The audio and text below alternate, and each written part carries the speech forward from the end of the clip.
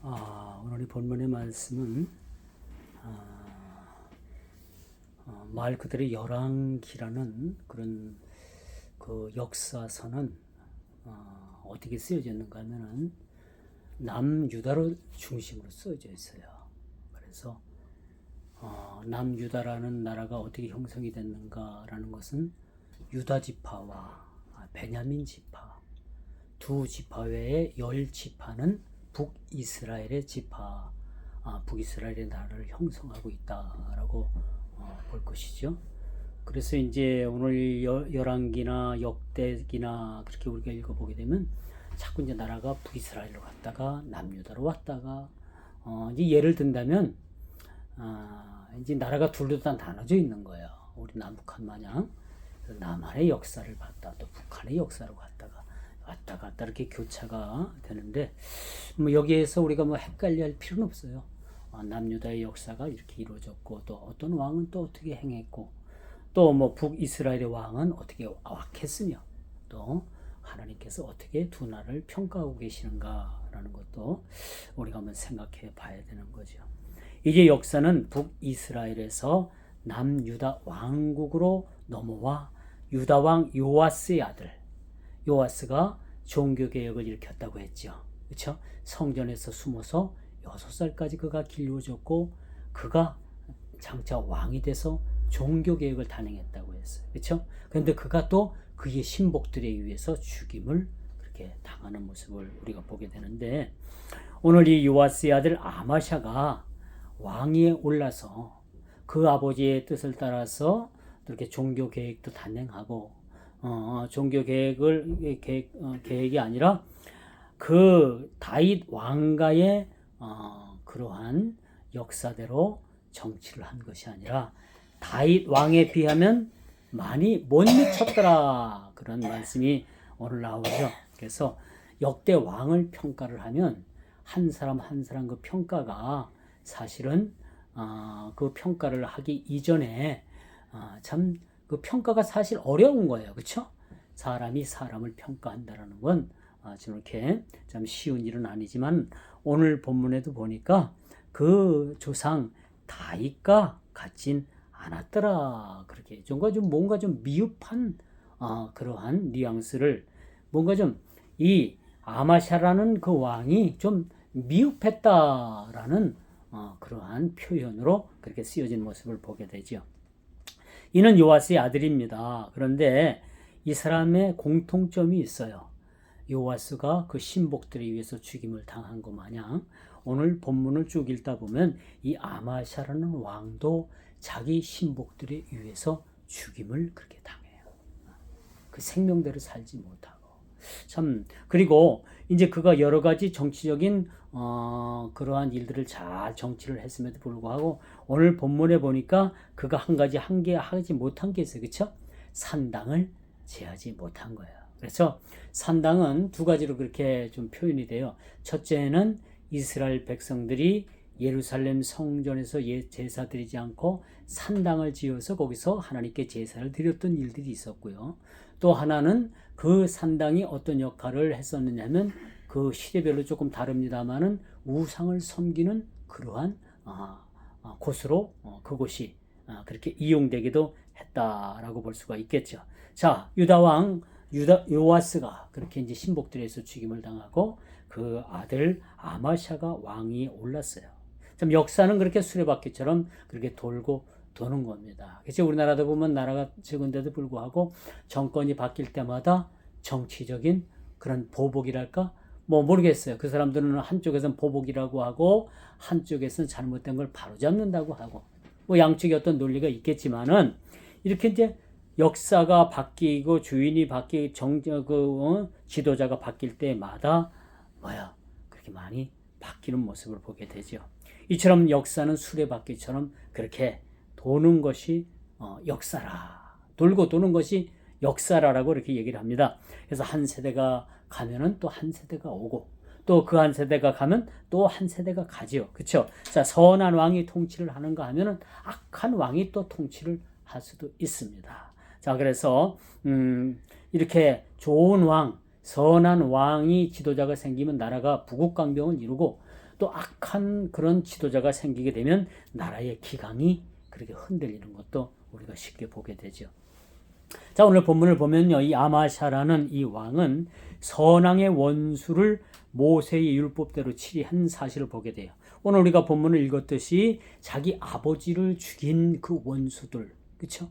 어찌 보면 자기 아버지를 그렇게 생명을 억지로 그렇게 잡아다가 그 생명을 끊은 일에 대해서는 이 아마샤 왕이 자기 부모를 죽인 원수 아닙니까? 그래서 그 자기 아버지를 죽인 그 신복들만 가려가지고 그들을 어떻게 했어요? 그냥 다 이해는 1호. 우리나라가 여러분 사형제도가 있긴 한데 이미 이 사형제도가 사장화돼 버렸어. 법이 있긴 있지만은 이 법이 소용없는 법이 되었어요. 그래서 요즘은 사람을 아무리 많이 죽여도요, 그 죽인 사람이 사형을 안 받습니다. 이게 법의 모순점이에요. 성경은 반드시 사람을 죽인 자는 돌로 치라. 왜 그랬을까요? 사람의 그 생명을 경한시하는 경시풍조를 경계하기 위해서 그렇게 그 법을 하나님께서 만들어 놓으신 거예요. 이 사형 제도는요, 하나님께서 만드셨을 뿐만 아니라 하나님께서 인정한 법이에요. 그렇게 하라라고 시행령까지 내려주셨어요. 그런데 오늘날 뭐예요? 사람을 며칠 죽여도요, 그냥 감옥에 가서 좀 몇 년 살다 보면 감형되고 뭐 되고 하면 나중에 특별 사면이 돼가지고 사람을 여러 죽여도 그 사람 석방돼서 다시 사회 나와 삽니다. 그리고 또 수틀리면 또 사람 죽이고 또 들어가고. 근데 이게 법의 모순점인 거예요. 근데 성경은 반드시 사람을 죽인 자는 돌로 치라, 죽이란 얘기입니다. 근데 그게 이제 법이 우리나라가 뭐 인권이니 뭐니 해가지고 사람을 죽여도 어떻게 사람이 그 살인자를 또 심판할 수 있느냐, 그렇게 해가지고 그러면 그 살인을 당한 가족들은 어떻게 했어요? 얼마나 마음이 비참하겠습니까? 그런 것도 고려하지 않은 법의 형평성을 잃어버린 시대에 우리가 살아가고 있죠. 근데 아마샤가 자신 부친을 살해한 자들만 딱 제거를 하는 거예요. 그리고 그의 자식들은 살려줬어요. 그래서 이 말씀은 아비의 죄를 자식에게 물을 수 없다라는 그러한 법이 되는 거죠. 우리나라도 예전에 불과 수년 전에 보면은 사상이 불순한 자들에 대해서는 국가 공무원을 안 시켰어. 이제 저희 딸이 공무원이 된다고 합격을 해가지고 양쪽의 양가에 전부 다 그 신원조회를 했어요. 국가에서. 이제 어떻게 보면 공무원이면 이제 국가의 어떤 공문서를 만지는 사람들이기 때문에 적어도 이 사람들이 가정에 어떠한 사상을 가지고 있고 어떤 사람들인가 되는 걸 이제 신원조회를 다 양쪽을 마친 거예요. 근데 그렇게 합격을 하고도 신원조회에서 떨어지는 사람들도 있어요. 예전에 공부를 아주 썩 잘해가지고 육군사관학교에 육군사관학교에 합격한 사람이 하나 있었어. 근데 이 사람이 자기 그 할아버지가 북한하고 연루가 된 거예요. 좌파. 그러니까 지금으로 말하면 좌파 세력이죠. 북한하고 연루가 돼가지고 6.25 때는 보도연맹 아시죠? 보도연맹 해가지고 빨간 한 장 타가지고 이제 북한이 미를 넘어왔을 때 남한의 지주 땅을 경작하는 그런 지주들을 잡고 경찰, 공무원, 선생님들 다 가족들 잡아다가 다 그냥 인민재판에서 다 저기 했잖아요. 이렇게 이 사람 그 조상이 그런 일에 관여했던 사람이야. 그러니까 육군사관학교 들어가기가 서울대학교 들어가기가 더 어려운 것보다 더 어려웠어요. 지금은 몰라. 근데 합격을 했는데 불합격 통지서가 날라온 거야. 최종적으로 입학할 수 없다. 그 이유가 뭐냐 했더니 알은 가르쳐 주는 거야. 근데 그 집안 내력이 그 할아버지 때에서 북한과 연결이 돼서 지금으로 말하면 빨갱이라고 하잖아요. 그 사상이 그 가정에 그 할아버지 때 그게 있었던 거예요. 그래가지고 합격이 취소가 된 거예요. 그러니까 육군사관학교를 가려다가 못 가고 이 사람은 폐인이 된 거죠. 결국은 술을 먹고 그냥 그렇게 해서 인생을 그렇게 허비한 사람들도 있다. 공무원도 마찬가지예요. 공무원도 최종 합격을 해도 양가 뭐 사돈의 파천까지 본다 그러잖아요. 옛날에. 지금 어디까지 보는지 모르겠어요. 다 실론조회 해가지고 괜찮아야지만이 공무원도 되는 거예요. 군인도 되고 선생님도 되고 다. 그래서 이 불운한 사상을 가지고 학생들을 가르치면 어떻게 돼요? 지금 서울시가 보면은 어떤 교육을 가르치냐면 중고등학교 학생들에게 피임법을 가르치고 있어. 피임법을. 그거 가르치면 안 되잖아요. 피임법을 가르치기 이전에 어떤 성의 교육에 대해서, 그렇죠? 우리가 건전하게 그렇게 가르쳐야 되는데 피임법을 가르친다는 건 중고등학교 학생들에게도 암묵적으로 성생활을 하는 걸 묵인하겠다는 얘기예요. 그래서 그게 한참 또 논란이 된 적이 있잖아요. 그래서 지금 참 교육이 어디까지 이렇게 거꾸로 가는지 바로 가는지 잘 모르겠습니다만 참 그래서 오늘 이 아마샤가 한 행동을 보면 그 부친을 죽였던 그 당사자들은 다 잡아다가 처형을 했어요. 근데 뭐 그 부치 그 처형한 사람들 뿐이겠습니까? 그 자식들까지 사실 미운 거야. 사실 따지고 보면 그렇죠? 그 자식들까지 다 잡아다가 사돈 팔촌까지 다 잡아다가 처형을 해야 되는데 그리하진 않았다. 여기에 보니까 뭘 기준으로? 모세의 율법을 기준으로 그가 그렇게 하지 않았다는 거야. 우리나라 2조 조선 500년을 보게 되면요. 왕을 모반을 하게 되면 왕에게 뭐요? 왕을 거역하고 모반을 하게 되면 삼족이 멸했잖아요. 삼족을 멸하는 그런 시대도 있어요. 그런데 오늘 이 아마샤가 잘한 건 뭐냐? 자기 아버지를 죽인 그 당사자들만 다 잡아다가 다 처형을 했어요. 그 자식들은 다 살려줬다라는 거죠. 근데 오늘 본문에 보니까 2절을 우리가 좀 눈여겨볼 필요가 있어요. 2절을 보니까 여호와 보시기에 정직히 행하였으나 그도 흠결이 있었다. 그렇죠? 이 여호와 보시기에 정직히 행하고 참 그 정직히 행하는 그 사실이 참 그 쉬운 건 아니에요. 그렇죠? 언제나 그 사람이 일관된 마음, 일관된 한결같은 마음으로 여호와 보시기에 정직히 행하는 삶. 그게 참 중요하죠. 아마샤가 그렇게 살았으나 4절에 보니까 산당을 제하지 못했다라고 해요. 이게 하나의 흠결로 보여지는 거예요. 옥의 티가 되는 거예요. 옥의 티. 그러니까 우리 사람이 참 모든 걸 다 잘할 수는 없어요. 모든 일을 다 잘하면 뭐예요? 만능맨이라고 하죠. 만능맨. 모든 만능의 일을 다 잘한다고 해서 만능맨이라고 하는데 사람이 이렇게 만능맨으로 살 수는 없다는 거죠. 그러니까 뭘 하나 잘해도 뭐 하나 또 이렇게 부족한 것이 있는 것이 사실은 사람이다. 그래서 오늘 보면 이 산당을 제하지 못했다는 것은 예루살렘 성전을 구심점으로 해서 드려질 예배가 어떻게 되는 거야? 예배가 그 구심점이 사라지게 되는 거예요. 구심점이. 그래서 산당에서 드리는 제사와 예루살렘에서 성전에서 드려지는 제사의 성격이 다르다 하면 이게 이제 또 이단들도 막 나오는 거예요. 이단들. 여러분 우리가 잘 알듯이 이단들이 꼭 뭘 들고 나와요? 뭘 들고 나와? 빵? 성경. 그들도 우리와 같은 성경을 똑같이 들고 나와. 들고 나와가지고 그들도 성경 가지고 주장을 해요. 근데 성경을 어떻게 주장을 하느냐? 잘못 주장을 해요. 성경을 잘못 해석하는 거예요. 아주 옛날에 우리 신학교 다닐 때 감리교 신학대학교에 변선한이라는 교수가 계셨어요. 변선한 교수라고 아주 유명한 분인데 그분이 그 신학교에서 강의를 하는데 학생들에게 어떻게 가르치느냐.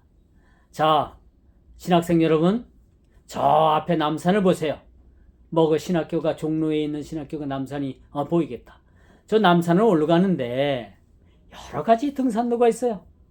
저쪽 그 서부 이천동에서 올라오는 길도 있고, 이쪽 그 서울역 쪽에서 올라가는 길도 있고, 이쪽 어디야 장충동에서 올라가는 길도 있고, 여러 길이 있습니다. 마치 우리 구원도 이와 같습니다. 남산 정상에 올라가면 탑도 있고 팔각정도 있고 이제 그게 정상인데, 어디로 길로 올라가든지 올라가 보면 거기서 다 만납니다. 그렇게 주장을 한 거야. 그래서 학생 여러분, 우리가 꼭 예수를 안 믿어도, 뭘 믿어도 착하게 살고 선한 일 많이 하고 하면 다 그 정상에서 만나는 겁니다. 그렇게 가르쳤단 말이에요. 이 말이 맞아요, 틀려요? 틀리죠. 우리가 우암산에 올라가는데 여러 길이 있어요. 그건 맞지만은 우리의 구원은 그렇게 여러 길이 있는 게 아니야. 불교를 믿었다고 해서 천국 가는 것이 아니고요.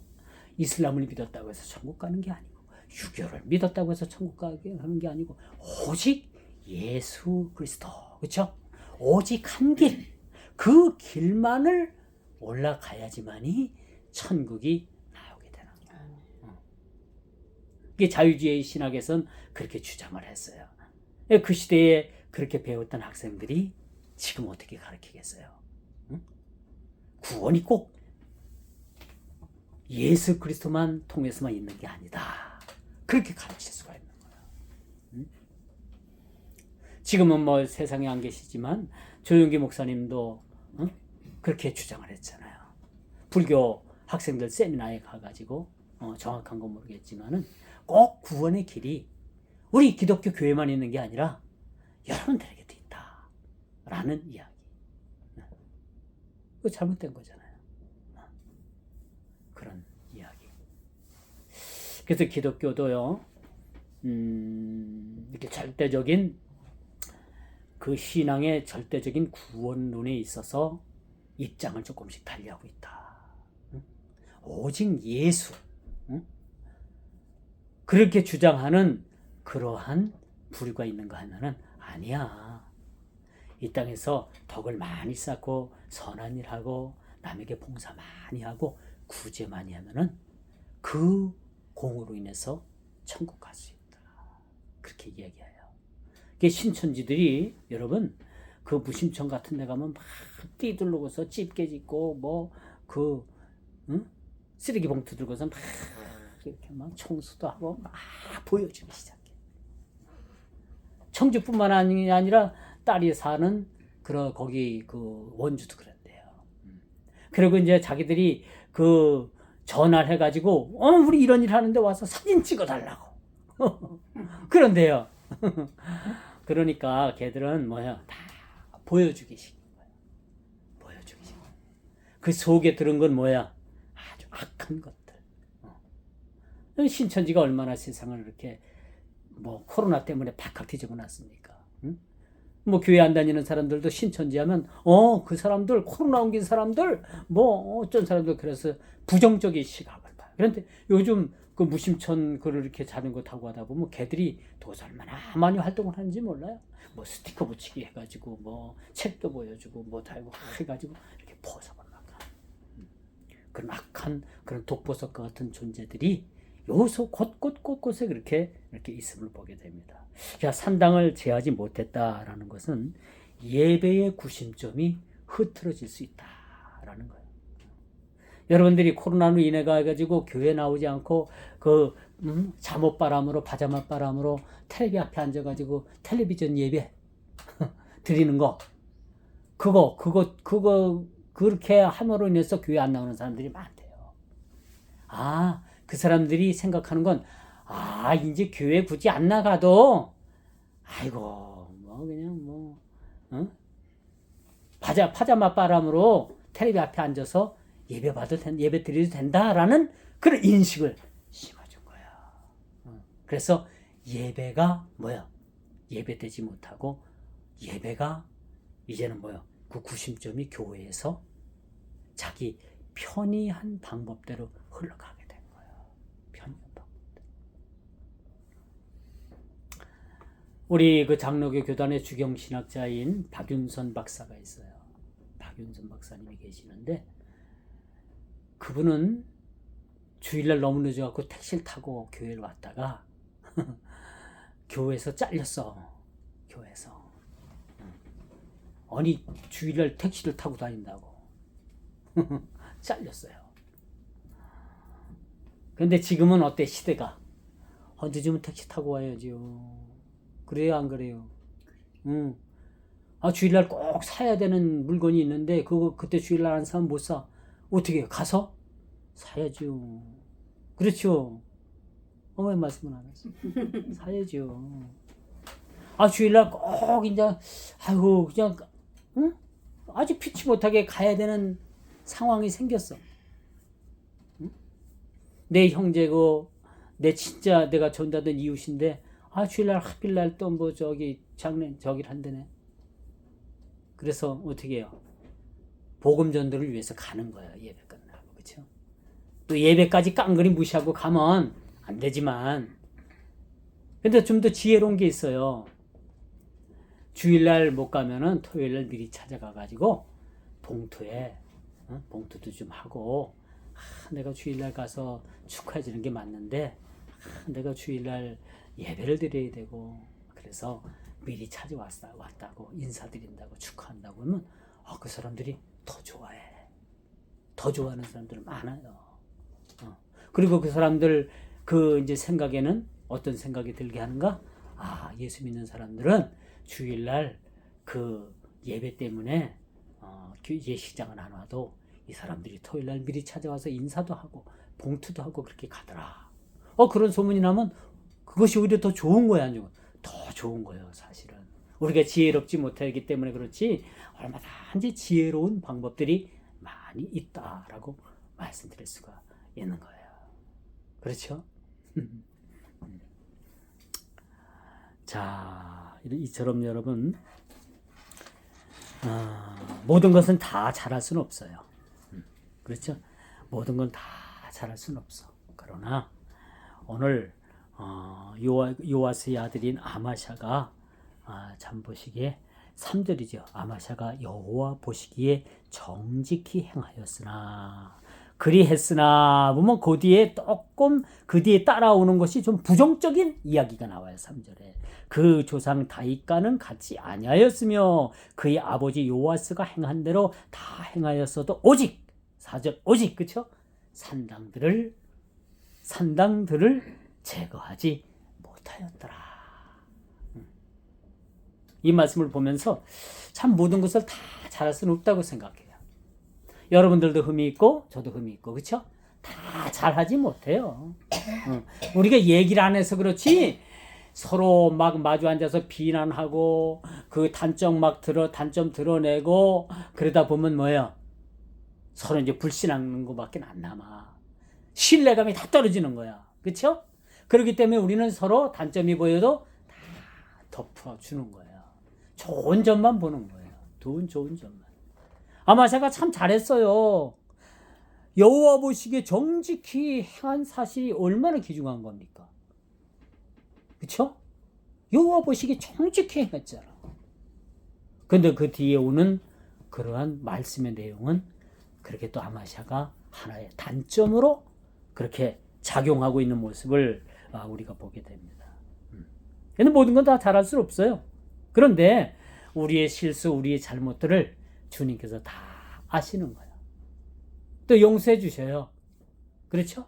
우리의 허물을 주님은 우리의 허물을 막 들춰내 가지고 다른 사람들에게 막 그렇게 막 그냥 다 알게 하시는 분이 아니라 우리 주님은 단점을 다 감춰 주시고요. 좋은 것만 그렇게 기억을 하시는 그런 주님이시다. 그렇죠? 근데 이 하나의 아마샤가 또 하나의 단점이 있었어요. 북이스라엘과 싸움이 벌어진 거예요. 형제의 나라와 싸움이 벌어졌어요. 그 형제의 나라 북이스라엘은 자기 아버지 이름하고 똑같은 요아스라는 왕이 있었는데 그 전쟁에서 그만 아마샤가 남유다가 지고 말았어. 왜 시비를 걸어가지고 싸움을 하냐 말이야. 응? 여러분 절대 여러분 어디 가서 시비 걸 필요 없어요.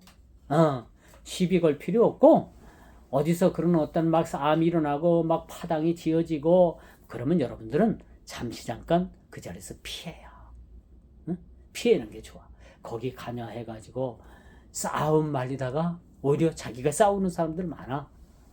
그러니까 한 발 뒤로 물러서 가지고 여러분들이 그렇게 지혜로운 마음을 가질 필요도 있다. 근데 아마샤가 북이스라엘을 살살 끌고 가지고 싸움을 했는데 11절에 오늘 말씀 읽지는 않았지만 요아스라는 그 나라 북이스라엘에게 패배를 당하고 만단 말이에요. 왜 싸움을 걸어가지고 패배를 당할까? 그렇죠? 이것도 하나의 아마샤 왕의 단점이에요. 근데 요는 이렇게 싸움에서 패하고 난 다음에 요아스가 남유다를 쳐들어와 가지고 성전을 그러니까 성을 막 헐어버렸어. 와가지고 막 성을 막 헐어버리고 그 성전 안에 있는 성전에 그 제사 드리는 기구를 막 뺏어가고 왕궁에 있는 그런 곳간에 있는 금은을 다 그냥 빼앗아갔어요. 국가적으로도 손해죠. 자, 이 일 때문에 아마샤 왕이 정치적인 입지가 흔들리게 되는 거예요. 이게 사람이 참 모든 걸 다 잘해야 되는데 이렇게 실수하고 이러다 보니까 백성들에게 아마샤가 인정을 받지 못하고 정치적으로 그가 입지가 흔들리기 시작을 하는 거예요. 그렇게 되다 보니까 이제는 말씀에 쭉 내려서 읽다 보면요, 이 아마샤도 자기 아버지가 죽은 그 모습대로 그 신복들에 의해서 끌려가서 죽임을 당하는 거예요. 제가 초두에 역사는 반복되고 수레바퀴처럼 돈다 했죠? 자기 아버지가 죽은 그 방법대로, 그 불행한 방법대로 이 아마샤 왕도 결국은 죽임을 당하는 모습을 우리가 보게 돼요. 참 모든 걸 참 잘하면 좋겠지만은 오늘 말씀의 핵심이 그거예요. 모든 걸 다 잘하면 좋겠지만은 그렇게 모든 걸 다 잘할 수가 없다 라는 것을 우리가 한번 생각해 볼 필요가 있다. 그래서 여러분, 우리는 모든 걸 다 잘할 수는 없지만 주님, 최선을 우리가 알고 실수하지 않을 것들은 우리가 실수하지 않도록 주님 도와주세요. 내가 몰라서 무지해서 실수하는 것은 어쩔 수 없지만은 최소한 내가 알고 내가 그것을 이길 수 있는 것을 이기지 못하고 그것을 통해서 우리가 죄를 짓는다는 것은 하나님 앞에 큰 죄라는 것을 우리가 깨닫고 우리가 그렇게 기도해야 합니다. 사느냐 죽느냐 그런 문제 가운데서도 오직 주님만을 바라보고 또 우리들에게 있어서의 우리의 실수가 반복되고 그렇게 수리바퀴처럼 돌아가는 일이 없도록 우리의 모든 죄들은 우리 대에서 다 끊어버리는, 그렇죠? 더 이상 우리의 죄가 대물림되지 않는 그런 우리의 신앙이 되게 하여 주옵소서라는 우리의 간절한 기도가 필요하겠다라고 말씀드릴 수가 있겠죠. 모반자들에 의해서 살해를 당합니다. 참 부끄러운 일이죠. 자기 아버지도 그런 죽임을 당했는데 아마샤라는 왕도 이렇게 모반한 자들에 의해서, 배반한 자들에 의해서 그렇게 죽임을, 살해를 당하는 모습을 우리가 보게 되는 겁니다. 그래서 참 요즘 시대도 무정한 시대요. 사람 하나 그냥 죽이는 것도 파리 목숨 주기도 타잖아요. 무정한 시대입니다. 무정해요, 사람들이. 그런 시대에 우리가 살아가고 있어요. 자, 이런 역사가 반복된다는 말을 오늘 본문을 통해서 우리가 다시 한번 하게 되는데 우리가 알 것은 바로 그거예요. 우리의 허물이, 우리의 어떤 믿음 없는 일들이, 또 하나님께서 보시기에 책망받을 일들이 이것이 수레바퀴처럼 대물림되어서는 안 된다. 우리 세대에 참으로 이런 모든 문제들이 해결되어야 되지 않겠는가, 그런 말씀을 들어볼 수가 있어요. 이제 말씀의 결론을 맺을게요. 요아스의 아들 여로보암 2세는요, 역사상 이스라엘 왕국을 가장 부강하게 만든 인물이라고 우리가 볼 수가 있겠죠. 남유다와 북이스라엘의 역사가 이처럼 시비가 엇갈려요. 북이스라엘에 그렇게 시비를 걸어서 그렇게 전쟁을 통해서 남유다는 졌지요. 근데 북이스라엘이 요아스의 아들 여로보암 시대의 2세 때는요, 아주 북이스라엘이 아주 부국강병을 이루는 시대를 살게 되는 모습을 보게 되는 거예요. 그게 역사의 아이러니지요. 역사의 아이러니입니다. 그러나 우리가 한 가지 알 것이 있어요. 이처럼 나라가 부흥을 누리고 강해질수록 우리가 더욱더 겸손해야 되는 거예요. 우리나라가 뭐 경제가 세계 10위권이다, 뭐 이젠 선진국이다, 우쭐우쭐 됐는데 뭐야? 하나님께서 계속해서 지금 우리나라 경기를 내리꽂고 있잖아요. 이것도 우리가 한번 생각해 봐야 돼. IMF, 그 코로나 사태를 그렇게 맞이하여서도 많은 나라들이 많이 지금 엄청 회복을 하고 있어요. 근데 우리나라만 유독이 지금 코로나 사태 이후로부터 그렇게 거꾸로 지금 경제가 지금 성장을 멈추고 계속해서 추락하고 있는 모습을 보게 됩니다. 왜 그렇다고 생각해요? 지금까지 정치하는 사람들이 우리가 정치를 잘해서 뭐 해서 뭐 경제가 나라 경제가 어쩌고 저쩌고 해서 우쭐댔잖아요. 이런 걸 하나님께서 이런 교만을 지금 이 나라를 통해서 꺾고 계시지 않는가.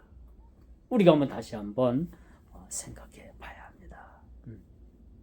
그렇다면 오늘 이 본문을 통해서 우리들에게 또 요구되는 사항이 뭐냐? 저와 여러분들에게 요구되는 사항은 바로 우리들에게 겸손입니다. 겸손해야 돼. 아마샤가 좀 더 겸손하고 북이스라엘과 전쟁을 치르지 않았더라면, 그렇죠? 그도 어떤 정치적인 입지가 흔들리지 않고 그렇게 모반해서 죽임을 당하는 일은 없지 않았겠는가, 그런 생각을 가져보고요. 오늘 주는 교훈의 메시지가 바로 그겁니까? 그겁니다. 겸손하십니까? 겸손하십니까? 겸손하십니까? 겸손해요.